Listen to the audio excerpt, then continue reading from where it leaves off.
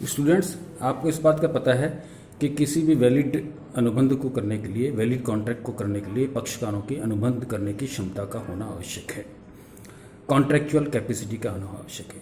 Indian contract act के section 11 के अनुसार हर व्यक्ति अनुबंध करने के लिए सक्षम है, प्रत्येक व्यक्ति अनुबंध करने के लिए सक्षम है, लेकिन उसके लिए तीन प्री कंडीशंस पूरी करनी पड़ती है।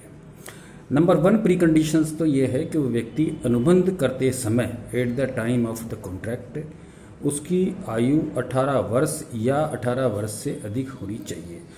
इट मीन्स वो अवयस्क नहीं होना चाहिए, माइनर नहीं होना चाहिए, मेजर होना चाहिए।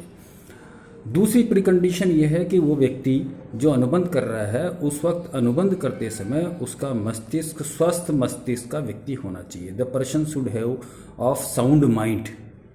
और 3 कंडीशंस ये है कि भारत में लागू किसी भी राजनियम, किसी भी कानून के द्वारा उसको अनुबंध करने के अयोग्य घोषित नहीं किया गया हो, यानी the person should not be qualified और disqualified by any law of the land at the time of contract. ये थ्री प्रीकंडीशंस अगर कोई व्यक्ति पूरा करता है तो उसमें अनुबंध करने की क्षमता होती है और वो वैधानिक रूप से अनुबंध कर सकता है। अगर इन 3 प्रीकंडीशंस में से वो पूरी नहीं करता है तो ऐसी उसमें कॉन्ट्रैक्चुअल कैपेसिटी या अनुबंध करने की क्षमता नहीं होती। तो अनुबंध करने की क्षमता से तात्पर्य इन 3 कंडीशंस को, 3 शर्तों को जो व्यक्ति पूरा कर लेता है उसको हम अनुबंध करने की के लिए योग्य मानते हैं। अब एक महत्वपूर्ण बात है माइनर, अवयस्क।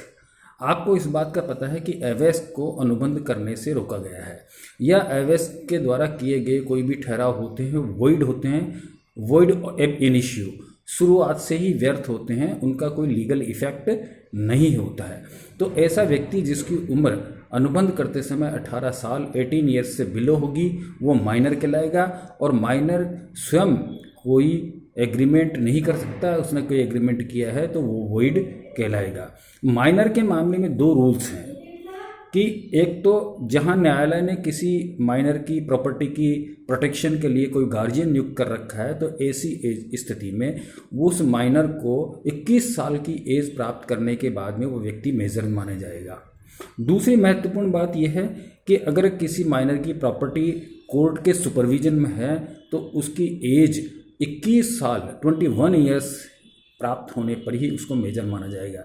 और नॉर्मल केसेस के अंदर जो है हर व्यक्ति को 18 साल की आयु पूर्ण करने के पश्चात वयस्क मेजर माना जाता है, 18 साल से कम होता है तो उसको माइनर माना जाता है।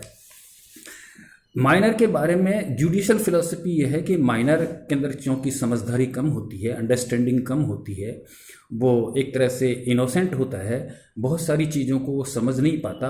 अनुबंध के किए जाने वाले जो उसके रिजल्ट होते हैं, कॉन्सिक्वेंसेस होते हैं, उसके क्या पॉजिटिव इम्पैक्ट उसके इंटरेस्ट पे पड़ेंगे, क्या नेगेटिव इम्पैक्ट उसके इंटरेस्ट पे पड़ेंगे, इसके बारे में उसको ज्ञान नहीं होता है। इसलिए न्यायालय उसको कई तरह के एक्सक्यूज़ या माफ़ी देता है या न्यायालय उसके द्वारा किए गए ठहरावों को व्यर्थ घोषित करता ताकि किसी माइनर का मिसयूज नहीं हो सके। तो माइनर के बारे में लॉ उनको प्रोटेक्ट करता है, उनको संरक्षण प्रदान करता है, माइनर के हित के बारे में न्यायालय सोचता है और माइनर की रक्षा करता है। तो लॉ प्रोटेक्ट्स द माइनर। एक तो महत्वपूर्ण बात यह है कि माइनर के हित की प्रोटेक्शन करने के लिए इस तरह के प्रोविजन किए गए हैं। और दूसरी बात महत्वपूर्ण यह है कि अवयस्क के साथ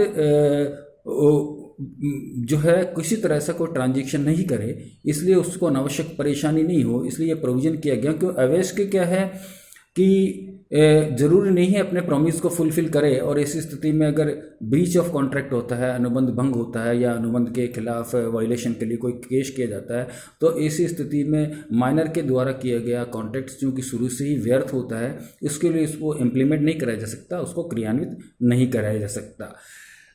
दूसरी महत्वपूर्ण बात यह कि अगर कुछ स्थितियों में माइनर को लाभ की स्थिति प्रदान की गई है, अगर माइनर ने कोई ऐसा अनुबंध किया है और माइनर उसमें बेनिफिशियरी है, उसमें लाभ की स्थिति में है, तो ऐसी स्थिति में माइनर जो है उस कॉन्ट्रैक्ट को इम्प्लीमेंट करवा सकता है। फॉर एग्जांपल, किसी अवयस्क व्यक्ति ने किसी एक्स व्यक्ति को जो कि मेजर है 10,000 रुपये एडवांस दे दिए और उसको एक्स व्यक्ति को 1 महीने बाद चुकाना था। अब एक्स व्यक्ति उस पैसे को माइनर को नहीं चुका रहा है, तो ऐसी स्थिति में माइनर उस एक्स व्यक्ति के खिलाफ कोर्ट में केस पेश करके और उस पैसे की रिकवरी कर सकता है। यानी माइनर अगर किसी बेनिफिशियल पोजीशन में हो तो माइनर उस कॉन्ट्रैक्ट को, इस एग्रीमेंट को इम्प्लीमेंट करवा सकता है, जबकि मेजर को ये बेनिफिट प्राप्त नहीं होता।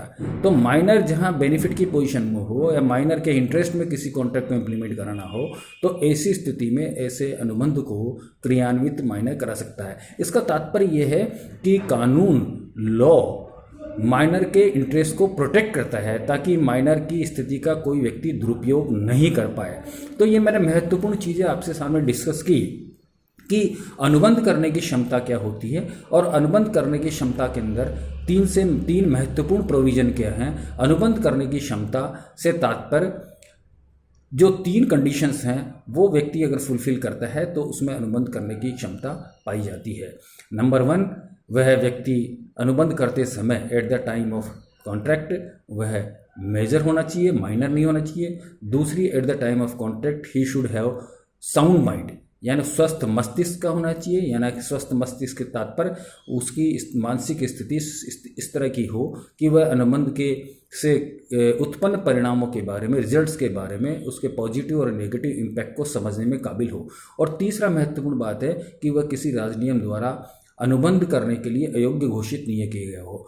लेकिन अवैस को अनुबंध करने के संबंध में महत्वपूर्ण प्रोविजन दिया गया है कि अनुबंध के अंदर अगर कोई अवैस का अनुबंध ठहराव करता है तो ऐसी स्थिति में वह प्रारंभ से व्यर्थ होता है। लेकिन अगर अवैस के हित का कोई ठहराव होता है और अवैस के अगर उसको क्रियान्वित कराना चाहता है तो ऐसी स्थिति में अवैस उस अनुबंध को न्यायालय में वाद प्रस्तुत करके क्रियान्वित करा सकता है। Thank you.